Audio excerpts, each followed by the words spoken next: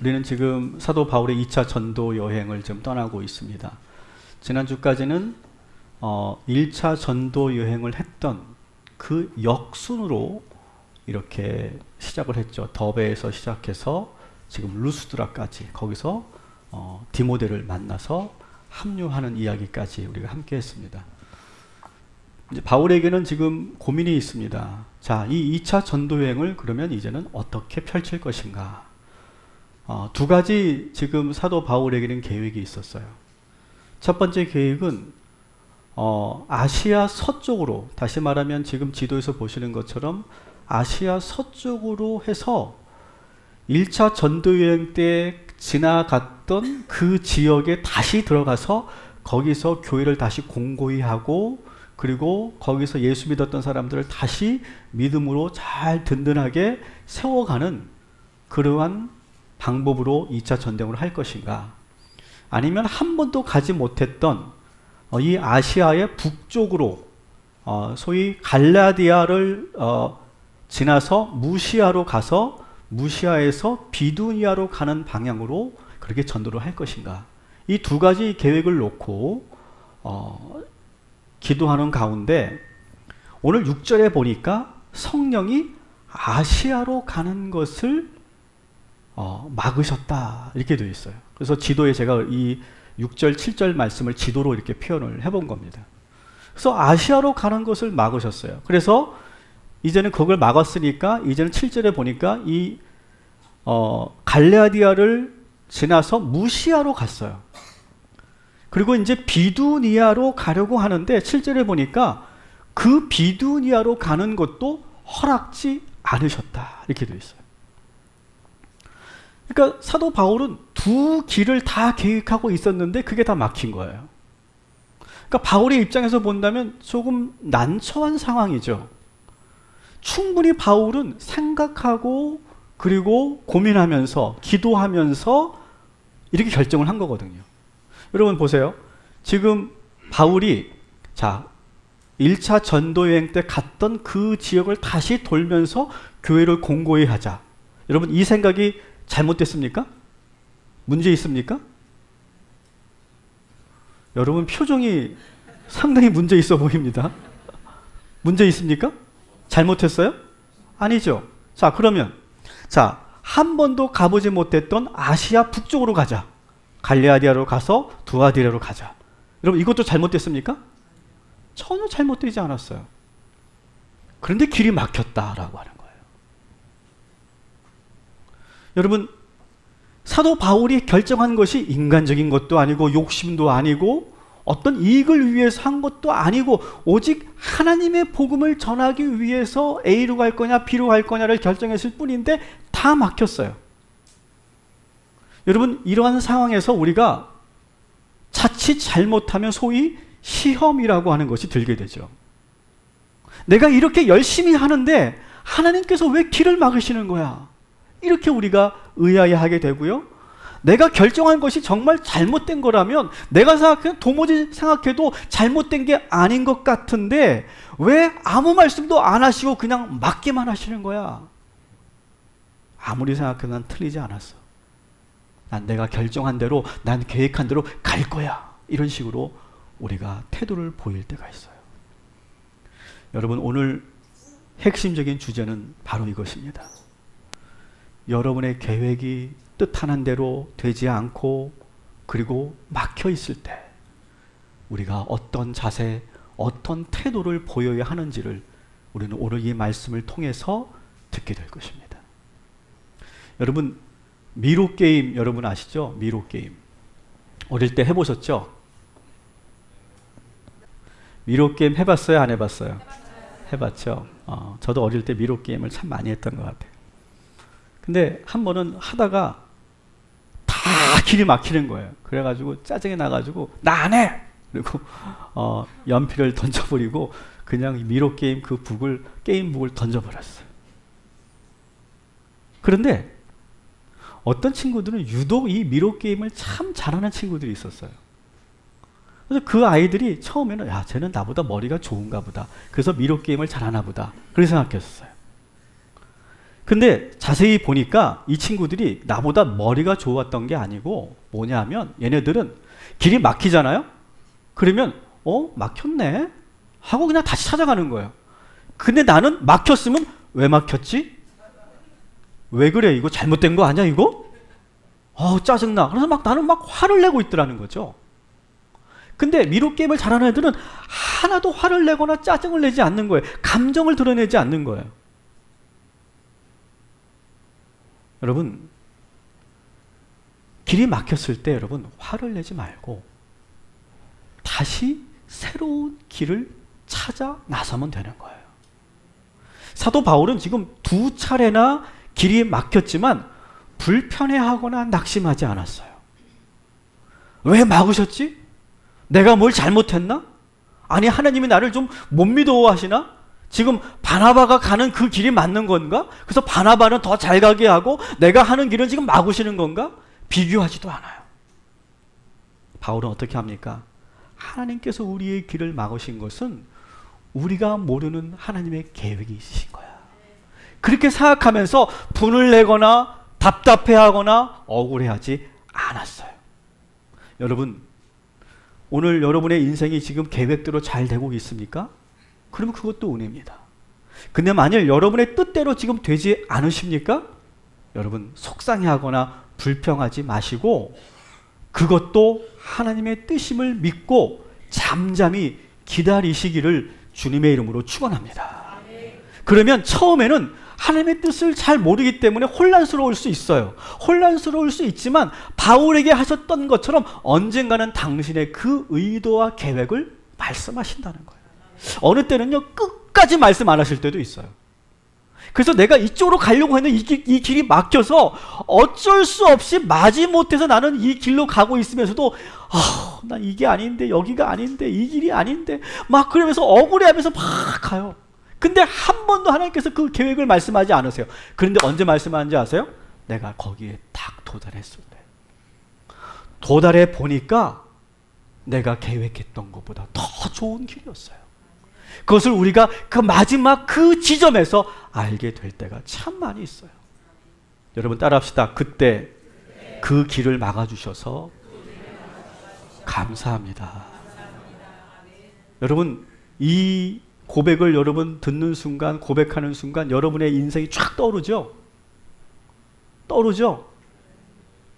여러분 그때 그 길을 내가 원하던 그 길을 그 길이 열렸으면 그래서 내가 계획한 대로 갔으면 사실 어떻게 됐을까요? 더 안 좋아졌을 거예요. 그런데 오히려 그때 나를 딱 막아주셔서 그때는 내가 서운하고 억울하고 정말 혼란스러웠지만 내가 그래서 그 길을 가지 못하고 다른 길을 갔는데 그것이 은혜였다는 거죠. 그것이 축복의 길이었다는 것이죠. 사도 바울은 지금 2개의 길을 계획을 다 막힌 상태에서 그냥 어디로 어떻게 해야 될지 모르는 상황에서 그냥 루스드라에서 그냥 머물고 있었어요. 얼마나 머물렀는지는 정확히 알 수 없지만 꽤 오랜 시간을 머물렀을 거예요. 바울의 성격, 그 급한 성격이라면 하루하루가 막 피가 말랐을 것이고 조급했을 거예요. 그런데 참고 기다리는 거예요. 그런데 어느 날 잠을 자는데 환상에서 꿈에서 이런 일이 나타납니다. 16장 9절을 같이 읽어보겠습니다. 시작. 밤의 환상이 바울에게 보이니 마게도니아 사람 하나가 서서 그에게 청하여 이르되 마게도니아로 건너와서 우리를 도우라 하거늘. 아멘. 꿈에서 마케도니아 사람이에요. 근데 이 누군지 모르겠는데 마케도니아 사람이래요. 꿈에서. 그래서 그 사람이 꿈에서 나타난 사람이 우리에게 건너와서 우리를 도와주소서라고 막 간절하게 그렇게 절규하고 부르짖는 그 음성을 꿈에서 듣고 보게 돼요. 그러면서 이 바울이 하나님께서 그래서 지금 이 2개의 길을 막으셨구나 라고 하는 것을 깨닫게 된다는 거예요. 사랑하는 성도 여러분, 내 뜻대로 되지 않는 것도 하나님의 인도하심입니다. 그리고 내 뜻대로 되지 않아도 여러분 하나님이 인도하고 계심을 믿으시기 바랍니다. 이것이 오늘 우리가 계속해서 반복하면서 오늘 가져가야 할 믿음이에요. 우리가 오늘 말씀에서 분명히 기억하고 믿어야 할 것이 막다른 길처럼 보이고 다른 길이라고 하는 것은 좀처럼 보이지 않을 때, 따라서 오늘 설교 제목 길이 막혀 있을 때 반드시 다시 한번 반드시 새로운 길은 열린다. 아멘. 아멘. 아멘. 제가 광교에서 사역을 할 때인데요. 광교는 산 속에 이렇게 교회가 아주 예쁘게 지어져 있습니다. 산에 있다 보니까 뭐 때로는 막 고라니도 보이고 뭐 여러 짐승들이 보입니다. 산 속에 살고 있는. 근데 새들이 종종 이 로비로 들어옵니다. 이제 현관문을 더우니까 열어놓으니까 들어오는데 이 새들이 한번 들어오면 당황을 하는 거예요. 근데 그 교회 로비는 상당히 높아요. 거의 한 7, 8m가 되거든요. 그러니까 이 새들이 한번 들어오면 막 정신을 못 차리고 막 휘젓고 다니면서 막 다시 나가려고 하는데 길을 못 찾는 거예요. 근데 그냥 그걸 그런가 보다 두면 어떻게 되냐면 얘네들이 계속 벽에 부딪혀가지고 유리창에 부딪혀가지고 어느 경우는 부리가 부러져요. 부리가 부러져가 피가 철철철 흐르는, 그러다가 죽어가는 그런 새들이 한 마리 두 마리씩 생겨요. 그래서 어느 날부터는 얘네들을 좀 보내줘야 되겠다 해가지고 우리가 더 긴 장대를 준비해가지고 계속 휘휘 하면서 계속 그 새들을 문을 열어놓고 인도를 하려고 막 유도하려고 막 하는데 얘네들이 우리의 그 장대를 보고 뭐라고 생각할까요? 자기를 해하려고 하는 줄 알고, 자기를 잡으려고 하는 줄 알고 더 막 그냥 흥분해가지고 도망다니는 거예요. 저희는 너무 안타까우니까 휘휘 하면서 계속 이렇게 내보내려고 하는데 말을 듣지가 않아요. 그리고 계속 부딪히고 계속 부딪혀요. 그래서 어느 경우는 이 새들이 일주일 동안 나가지 못해요. 그래서 물도 마시지 못하고 먹을 것도 못 먹고 막 계속 그렇게 움직이다가 막 온몸에 막 그냥 그 상처 투성이가 된 상태에서 그냥 푹 떨어지는 거예요. 그래서 죽은 새들도 꽤 있어요. 근데 저희들 계속 하다가 한 번은 그날도 그 새가 툭 떨어졌는데 아직은 살아있더라고요. 아직은 기력이 있더라고요. 그래서 저희들이 그 새를 잘 이렇게 집어다가 이제 밖에다 탁 놨어요. 그리고 참 가만히 지켜봤어요. 그랬더니 그 새가 다시 잠깐 쉼을 얻은 후에 다시 푸드덕푸드덕 하면서 날아가더라고요. 여러분, 이 로비로 들어왔던 이 새가 어리석다고 생각하십니까? 동물이니까 뇌가 좀 부족하니까 그렇게 여러분 생각하십니까? 절대 그렇지 않아요. 여러분, 우리 사람들도요, 막다른 길이라고 생각하잖아요. 더 이상 길이 없다라고 하는 생각이 확 조여오잖아요. 그러면 그 순간 우리는요, 평정심을 잃어버려요. 이성을 잃어버려요. 그래서 그때부터 허둥지둥 되기 시작해요. 그리고 막 우리도 막 그 새처럼 이리 부딪히고 저리 부딪히고 막 그냥 온몸에 상처를 내면서도 길이 아닌데도 계속 부딪히는 그런 어리석은 모습을 보여요. 자기 경험만 믿고 로비에서 까치처럼 막 푸석푸석거리는 것처럼 하나님께서 우리에게 지금 길을 열어놓으셨는데 그 길은 보이지 않고 자꾸 내 방법대로, 내 경험대로, 어떻게든 내 힘대로 하려고 하는 그런 어리석은 모습을 보이다가 모든 힘이 다 빠져서 그냥 푹 쓰러질 때가 참 많아요. 여러분, 다시 여러분들에게 반복합니다. 길이 막히는 순간 우리가 생각지 못한 새로운 길이 열리게 될 줄 믿습니다. 내가 의도하고 바라는 길만 보려고 하지 마세요. 내가 계획한 길만, 그 길만이 전부라고 생각하지 마세요. 오히려 막혀서 아무것도 없는 것처럼 보이지만 오히려 거기서 새로운 길을 우리가 보게 될 때가 참 많이 있어요. 그랬을 때 이 사도 바울이 이 마케도니아의 그 누구 이름을 알 수 없는 그 익명의 그 사람이 자기를 향해 부르짖는 그 소리를 들으면서 아하, 하나님께서 왜 이 아시아 지역을 이제 고만하라고 하시는가를 알게 돼요.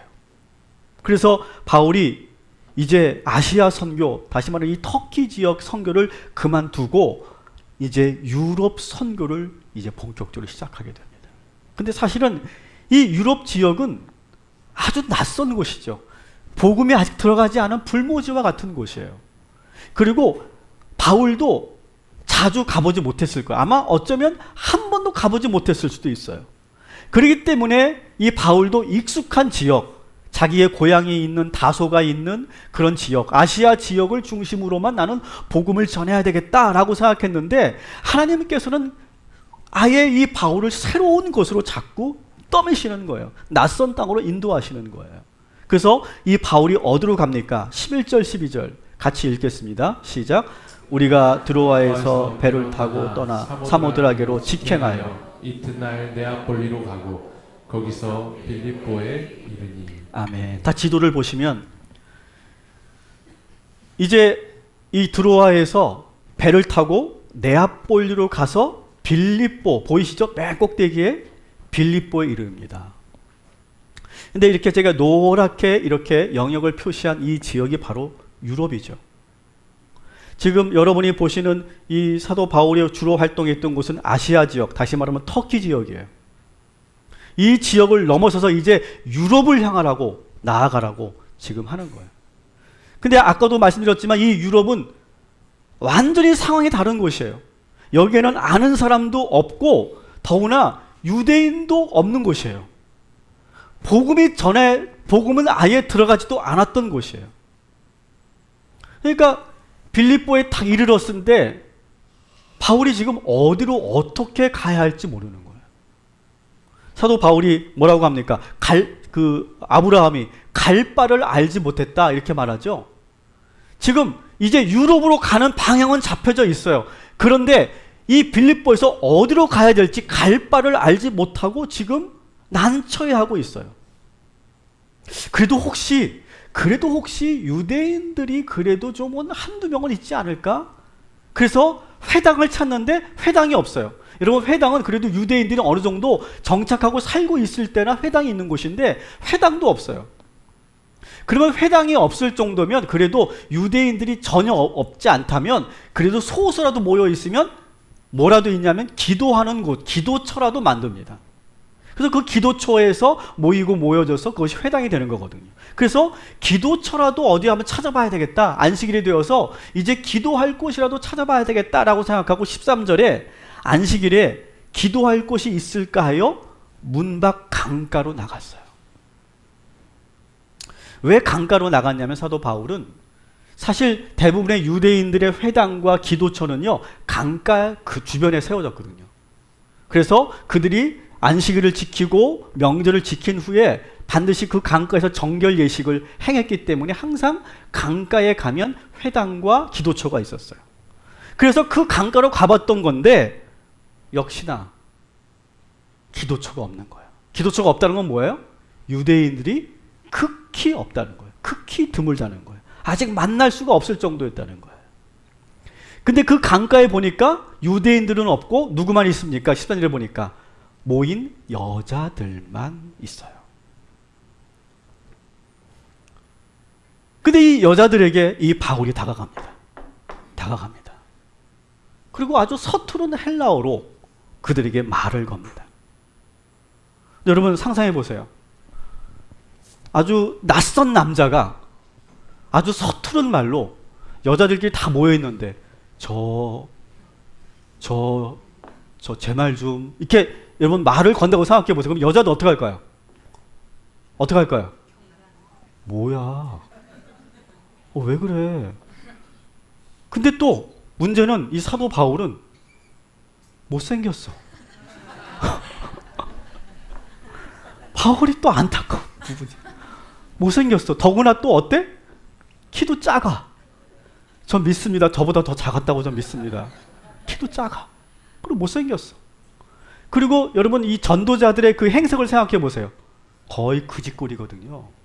냄새나거든요. 그러니까 어떻게 보면 노숙자 같이 보였을 거예요. 근데 그들이 와가지고 그 바울이 와가지고 저 하면서 말을 걸려고 하니까 얼마나 불쾌했겠어요. 그래서 여자들이 왜 그래 뭐야 이렇게 하고 있는데 이상한 것이 그 모임에 있었던 한 여자가 그 여자가 누구예요?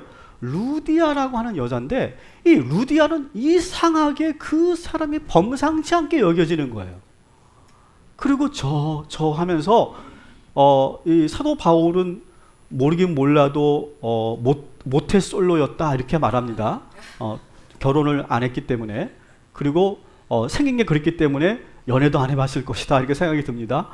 그런 사람이 막 쭈뼛쭈뼛하면서 아주 서툰 헬라어로 뭔가를 전해요. 예수를 믿으세요. 뭐 그러면서 막 말을 하는데 되게 어눌하게 말을 하는 거예요. 그리고 막 수줍게 말을 하는 거예요. 그래서 막 다른 여자들은 막 짜증내고 막 배척하고 있는데, 이상하게 루디아만큼은 이상하게 이 바울의 말이 쏙쏙 들어오는 거예요. 그래서 오늘 본문을 보면 14절을 한번 봅시다. 루디아의 반응을 봅시다. 같이 읽습니다. 두아디라 시에 있는 자색옷감 장사로서 하나님을 섬기는 루디아라 하는 한 여자가 말을 듣고 있을 때 주께서 그 마음을 열어 바울의 말을 따르게 하신지라. 아멘. 따라합시다. 주께서 그 마음을 열어. 여러분, 다른 여자들은 아예 거들떠 보지도 않았어요. 그런데 루디아의 마음을 주님께서 열으셨어요. 그래서 바울의 말이 들리기 시작하는 거예요. 여러분, 설교는요, 설교자가 설교를 잘해서 들리는 게 아니에요. 여러분의 마음이 열려야 들리는 줄 믿습니다. 그래서 설교는 테크닉이 아니에요. 그래서 어떤 그런 신학자들은 요즘에 목회자들이 자꾸 어디 가서 스피치 훈련 받고 있다. 근데 정말 그것이 옳은 것이냐? 그렇게 문제제기해요. 그래서 아나운처럼 막 스피치 훈련 받고 막 제스처를 이렇게 하고 뭐 발음을 어떻게 하고 표정을 어떻게 하고 바디랭귀지를 어떻게 해서 그렇게 성정을 이렇게 막 이렇게 몰입하게 만들어야 된다. 뭐 그런 훈련을 많이 받는데 그게 정말 진정한 설교냐? 이렇게 문제제기해요. 설교는 뭡니까? 말씀은 뭡니까? 여러분의 마음의 문이 열려야 들리는 줄 믿습니다. 여러분, 오늘 이 시간 루디아의 마음, 루디아는요 한 번도 예수의 예자도 들어본 적이 없고요, 바울은 처음 봤고요, 그리고 지금 아무런 준비도 되어 있지 않았지만 그의 마음,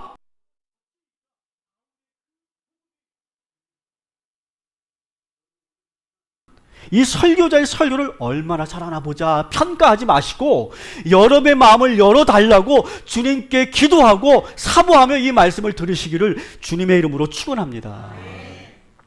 루디아가 원래는 이름이 루디아가 아니에요. 루디아라고 하는 이름은 원래 지역이에요. 지역. 어느 지역의 이름이에요. 다시 말하면 루디아라고 하는 이 여자는 루디아에서 온 여자라고 하는 뜻이에요. 그러니까 사실 오늘 이 본문에 진짜 이름이 나오지 않아요. 그래서 어느 성서학자들은 이 루디아라고 불려지는 이 여자의 진짜 이름은 유오디아이거나 순두개였을 것이다. 이렇게 추측을 합니다. 그래서 이 루디아라고 하는 이 여자는 그 어떻게 보면 애칭이고 별명이에요. 루디아에서 뭘 하냐면 자색 옷감을 제조해서 그것을 아주 큰 도시 빌립보로 가지고 오는 거예요.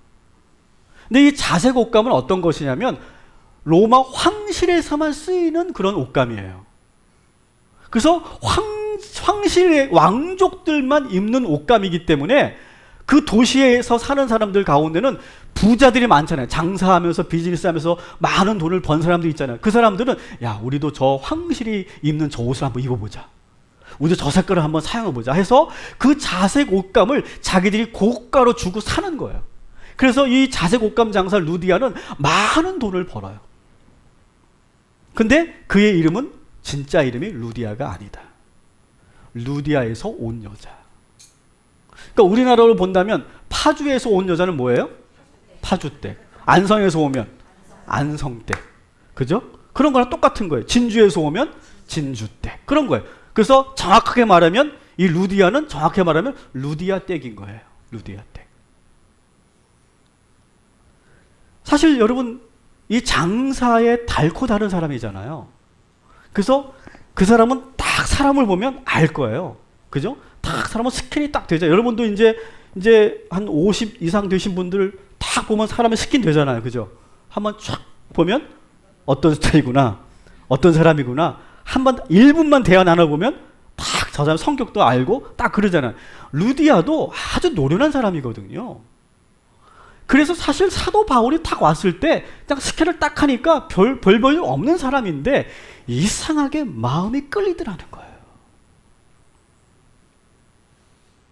그래서 마음이 열린 상태에서 바울의 그 설교를 들은 후에 그가 큰 은혜를 받고 감동을 받아서 15절에 보니까 이렇게 되어 있습니다. 같이 읽습니다. 그와 그 집이 다 세례를 받고 우리에게 청하에 이르되 만일 나를 주 믿는 자로 알거든 내 집에 들어와 유하라 하고 강건하여 머물게 하니라. 아멘. 그 말씀을 듣고 왠지 가슴이 뜨거워지는 거예요. 왠지 막 감동이 오는 거예요. 그래서 그 바울의 일행을 자기 집으로 데리고 와서 신방을 받아요. 신방을 받고 그리고 모든 가족에 다 세례받게 하는 거예요.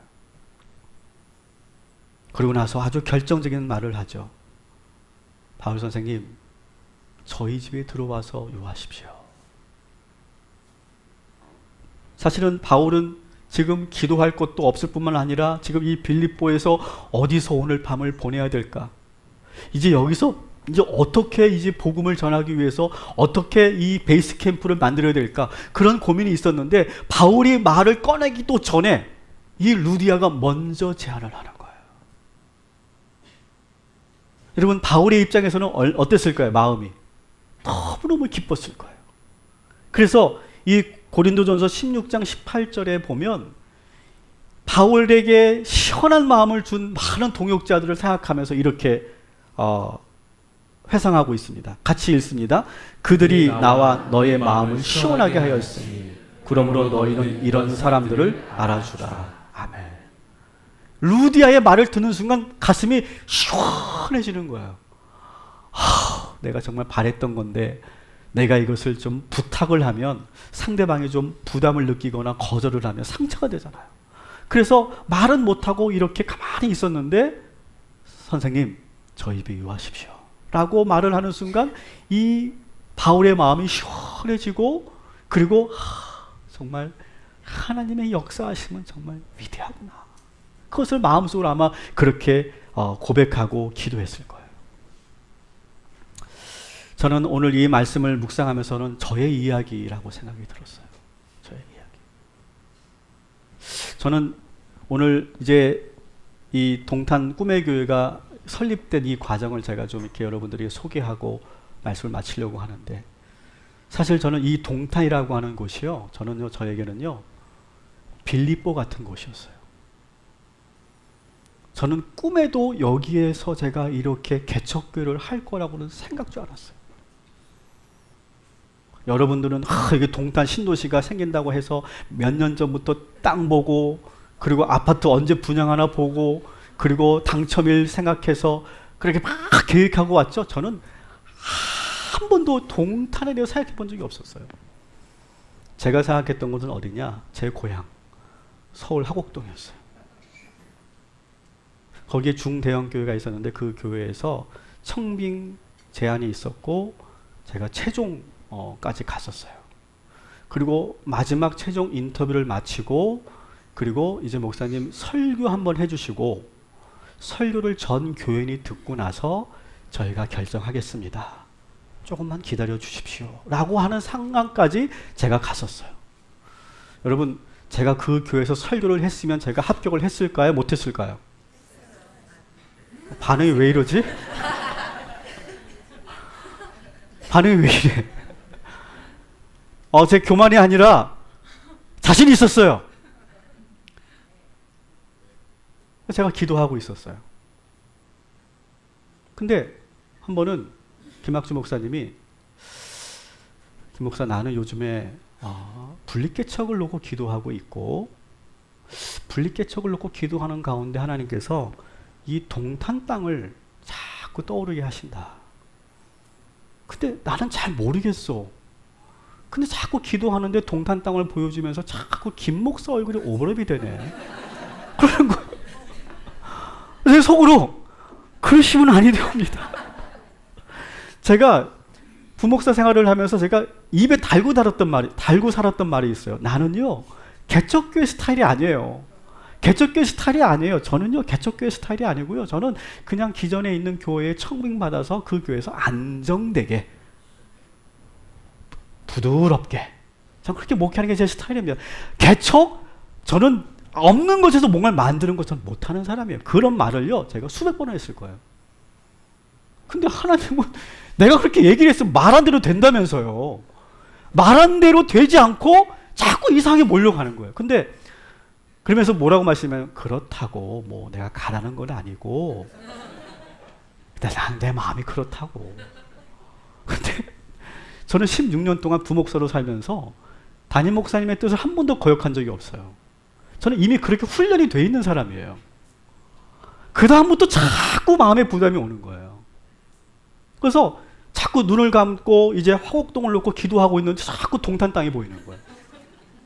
그 당시에 저는요 동탄이 어디 붙었는지도 몰랐어요. 소실 전 길치거든요. 그래서 안산에 살 때도 광교에서 목회할 때도 동탄이 어디 붙었는지도 몰랐어요. 관심도 없었으니까. 근데 자꾸 제 마음속에 그런 감동이 와서 제가 미쳤지 진짜. 그 교회를 전화했어요. 제가 설교를 안 가겠습니다. 난리가 났죠. 아 이제 곧 저희들이 지금 모시려고 했는데 안 가겠습니다. 제가 기도를 했는데 아닌 것 같습니다. 그렇게 얘기를 탁 해놓고 목사님한테 제가 동탄으로 가겠습니다. 얘기한 거예요. 그랬더니 바로 그 다음 주에 일사천리로 공포하고 그리고 여기 지금 분양 받고 바로 막 개척 준비위원들이 막 준비해가지고 막 여기 막 분양 받고 막 일사천리로 막 몰아가는 거예요. 근데 그러면 그럴수록 저에게 계속 두려운 거예요. 불안이 막 찾아오는 거예요. 뭐 분립 개척을 한다고 하니까 경제적인 것은 그래도 많이 지원이 될 거고 이미 여기가 분양되어 있어요. 그렇지만 아무것도 없었거든요. 나 하나밖에 없었거든요. 근데 저는요 계속 제가 그랬어요. 개척교회는 끝났다. 현 시대에 개척교회는 없다. 제가 그렇게 항상 비관적이었던 사람인데 그런 사람이 지금 개척을 한다고 하니까 너무 기가 막힌 거예요. 아무도 없었거든요. 그래서 제가 막 그 공포된 이후로부터 어떻게 잠도 안 오고 어떻게 할 수가 없어가지고 매일 동탄을 왔어요. 봉고차 몰고 교회 그 꿈의 교회 차 몰고 매일 여기 와서 매일 도는 거예요. 근데 그때는 지금 이 시범단지도 다 입주가 안 된 상태여서 아주 황량하죠. 뭐 여기는 지금 막 골조만 있고 뭐 거푸집만 이렇게 씌어져 있는 상태였고 들어갈 수도 없고 뭐 완전히 여기는 막 벌판 같은 곳이었어요. 그때 막 내 안에서 막 저절로 나오는 그런 찬양이 있었는데 막 그 찬양을 매일 부르고 다니는 거예요. 아무도 예배하지 않는 그곳에서 나 예배하리라. 누구도 찬양하지 않는 그러면 막 생각해보세요. 막 지금도 막 눈물이 나려고 그러네. 막 지금 막 가슴이 막 어떻게 터질 것 같은 거예요. 이게 막 감격이 아니라 두려움과 부담이 막 있으니까 막 차 안에서 막 그걸 크게 틀어놓고 막 그걸 막 부르는데 아마 옆에서 본 사람은 미쳤다고 그랬을 거예요. 그리고 막 내려가지고 막 걸어 다니면서도 막 땅 밟으면서도 막 아무도 그리고 여기도 막 도는 거예요. 여기도 막 아무도 막 돌면서 막 근데도 막 이 불안이 가시지가 않아요. 그런데 아무도 없잖아요. 아무도 없는데 또 저는요 성격이 좀 소심해요. 누구한테 저의 개척 멤버가 되어주십시오. 그럼 한 사람한테도 말을 못하는 거예요. 못하는 이유는 첫 번째는요 거절당할까봐 말을 못하겠어요. 그래서 말을 못하고 그냥 끙끙거리고 있는 거예요. 그런데 기적이 일어났어요. 우리 교회 지금 개척 멤버 중에 한 분인데 우리 이순 권사님이 이 이동탄 동탄 4단지 종합복지관 관장으로 오신다는 거예요. 제가 여기 와서는 기도할 곳도 없고 머물 곳도 없고 아무것도 없었는데 하나님께서 그곳을 베이스 캠프로 만들게 하시더라고요. 그래서 거기서 제가 이제 여기 왔다가 잠시 머물고 잠깐 이거 쉬고 가고 기도할 수 있는 곳으로 이렇게 만들어 주시더라고요. 그러고 나서 하나님께서 어떻게 하시냐면 저를 찾아오는 거예요. 성도들이. 목사님, 이상하게 기도하는데 왜 저에게 동탄이 보이죠? 그리고 왜 목사님이 보이죠? 왜 목사님께 불쌍하게 보이죠? 이상하게 왜 제 가슴이 뜨거워지죠? 왜 자꾸 내가 기도하는 눈물이 나죠? 막 그런 분들이 이렇게 하나둘 모이기 시작하더니 처음에 다 모인 분들이 처음 개척마을로 20명이 모였어요. 그 20명과 함께 이제 개척 2개월 전부터 너무 촉박하게 준비했기 때문에 저는 뭐 몇 년을 준비한 게 아니고 1년도 준비한 게 아니고 한 2개월 준비한 건데 2개월 전부터 우리 일기 프론티어들하고 저 4단지 복지관에서 거기서 기도회 하고 거기서 어떤 그 세미나하고 비전을 나누고 제자 훈련을 하고 그러면서 이 교회가 세워졌어요. 그리고 지금 1년 6개월이 되어서 우리 교회는 지금 250명이 모이는 그런 하나님께 축복하신 교회가 됐어요.